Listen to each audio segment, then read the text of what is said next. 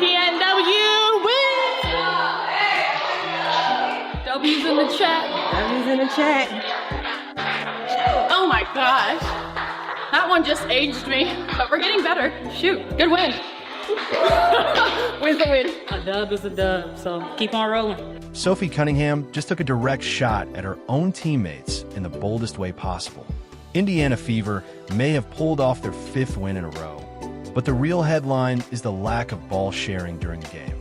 Cunningham was lights out from deep, while everyone else couldn't buy a bucket, and she's not staying silent about it. On the jump ball, she's locked in. The jump ball, she gets up. Yes. Oh yeah, she uses the off arm to push off on Cunningham. Was Sophie Cunningham right to feel upset about being ignored while on fire? The Indiana Fever just did the unthinkable. 5 straight wins and climbing the standings faster than anyone predicted. But underneath the excitement and record-breaking streak, there's major tension bubbling over bad ball movement and poor shot choices. Sophie isn't holding back, and some teammates probably won't like what she's saying. Let's dive into what exactly went wrong in Seattle and why her anger is totally justified. The Fever edged out the Storm 78-74 in a game that should have been an easy win, but turned into a stressful finish due to some seriously poor decisions that nearly threw the game away. She looked like a perfect fit as a stretch 4. Cunningham hits a 3, but here's where things go off the rails. Sophie was scorching hot from deep, knocking down 4 of 5 from three-point land. That's 80%. Meanwhile, the rest of the Fever? A brutal 0 for 17 from deep. 0, 4, 17. Let that number sit for a moment. One player is making 80% from 3, and the rest of the team is bricking everything. Yet somehow, Sophie isn't the one getting the ball. It's been a perfect fit at the stretch 4. Cunningham connects on a 3. Here's what's even more frustrating. According to those paying attention, Sophie barely got the ball in the 3rd quarter.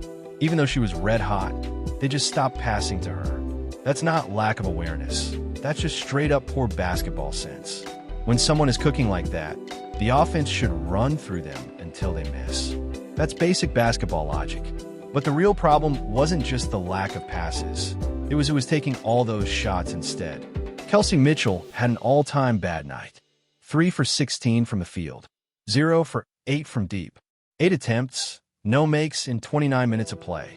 Meanwhile, Sophie's sitting there with 4 of 5 from 3, probably wondering if anyone on the team even realizes she's open. Bring the jump ball, she gets up. Yes. Oh yeah, she uses the off arm to push off on Cunningham.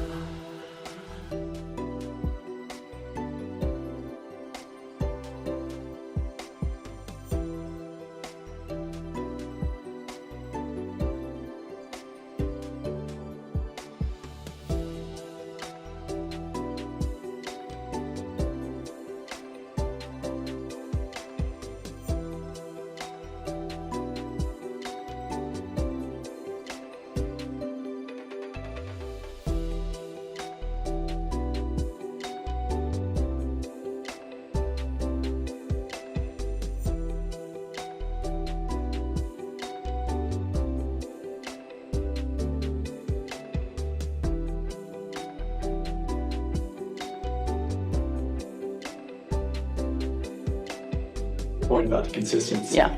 There's been a lot of ups and downs in the WNBA this season. To take care of business in a winning streak like this, what does that sort of say about how this team's coming together? Yeah, you know, Seattle's a great team, great team, and it's hard to play here. And so we knew that. We knew that they just came off kind of a bad loss against LA. And so they were hungry for a win. But for us, it's not about other teams. It's about our standard. It's about stacking the days. And I think that where our mental's at as a team and as individuals, we're in a really good spot. And, you know, it's not going to be easy moving forward. But I think today we stayed true to the scout. We trusted the offense.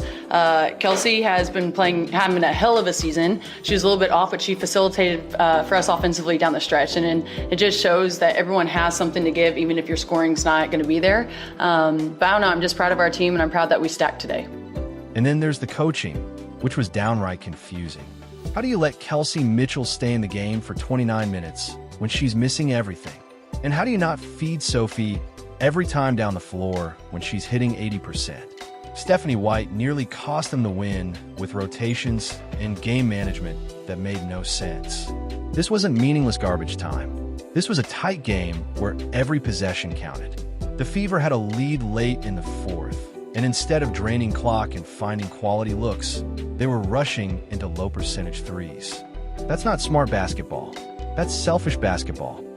You guys survived that, I think it was an 11-0 run by Seattle in the final 5 minutes. Just kind of how gutsy was that to pull that out? It was very gutsy, Every win ain't gonna be pretty. So I'm happy that we kept our composure, even though Seattle went on an 11-0 run. We've been through situations like that, but I think that we just stayed together and we talked about it and we moved on to the next play. I also think it shows the growth that we've had as a team, because early in the season we were just so inconsistent, and if teams were to do that, we would normally lose those games. But it just shows that we're getting closer, we're trusting each other, and I think that's the biggest part, is trusting and knowing that we can win those games even if they go. The mental toll of this moment can't be overlooked either. Picture this. Sophie Cunningham is watching brick after brick while she's standing wide open in the corner, fully aware she could seal the game if they just give her the ball. Getting ignored while performing at an elite level, that's a crushing feeling for any top athlete. The timeline matters here. She started the game hot, knocking down her shots, clearly the top threat from distance. But as the game wore on, the team stopped looking her way. Instead, players forced tough threes early in the clock, ignoring the red-hot shooter waiting for the pass. Kelsey Mitchell's decision-making was especially bad. If you're 0 for 8 from deep and 3 of 16 overall, you shouldn't keep chucking. You shift your focus to helping others. But Mitchell kept launching like she was Steph Curry. The lack of awareness was unreal. Any solid team would recognize Sophie had the hot hand and run the offense through her. Instead, they kept running sets for players who clearly didn't have it. That's not just poor coaching, that's letting your teammate down. Veteran leadership makes this worse. Sophie's one of the most experienced players on the roster. She knows winning basketball. When a vet is ignored in favor of young players having an off night, it sets a bad tone that can hurt chemistry. Sophie's anger here is fully valid. She didn't come to Indiana to be a decoy while others take wild shots. She came to win, and this nearly cost them the game.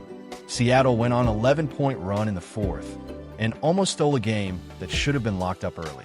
If the Fever had blown this one, it would have been the most frustrating loss of the year. And it's even worse when you realize Sophie's been the most consistent three-point shooter on the team all season. This wasn't some fluke game. She's earned the right to get the ball when she's in rhythm. The numbers don't lie, they scream. One player hitting 80% from 3 while everyone else goes 0%? The game plan should be obvious. But the fact that it wasn't is a major red flag. The coaches deserve heat too. When one player's cold and another is on fire, rotation decisions should be automatic. But they stuck with the same look and hoped things changed. This could have real consequences on team chemistry. Sophie isn't someone who stays quiet about this stuff. She's fierce, she's competitive, and she wants her teammates to play to win. If they don't, she's going to speak up. This game also reveals a much deeper problem with the Fever offense. There's no clear structure for who should get shots. The best teams have systems that reward the hot hand. The Fever seem to rely on whoever wants to shoot, and that's not sustainable. And this all happened during a win streak. That's alarming. If these kinds of mistakes happen when they're winning, what's going to happen in the playoffs? Winning teams don't get by on luck and poor decisions. They win by doing the right things again and again. Sophie's been performing at a high level all season. She's earned the right to be the focal point when she's playing this well. Watching her get iced out like this is not only unfair to her, it almost cost the team dearly. And the timing of some of these decisions was brutal. Late in the fourth, when they should have been controlling the game, they were hoisting quick threes for no reason. That's selfish, and it risks everything just for individual stats. Kelsey Mitchell's performance looks even worse considering the stakes. This wasn't just another game. This was huge for their playoff race. Every possession mattered, and she kept wasting them while Sophie was lights out. Ball movement is the foundation of modern basketball. The best teams keep the ball moving until they find a best shot. The Fever did the opposite, holding the ball, forcing bad looks, ignoring the shooter who was actually producing. That says a lot about their basketball maturity. Smart teams adjust. The Fever didn't, and that's the issue. Sophie Cunningham handled this with total professionalism. Despite everything, she kept playing hard, defending, and taking smart shots when she got the chance. That's what a leader does. But this goes far beyond one bad game.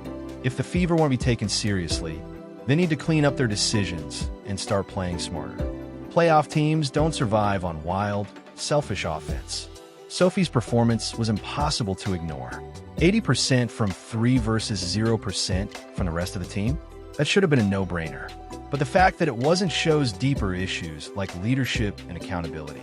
Who steps up when adjustments need to be made? Who calls out bad shot selection? These are questions real teams already have answers for.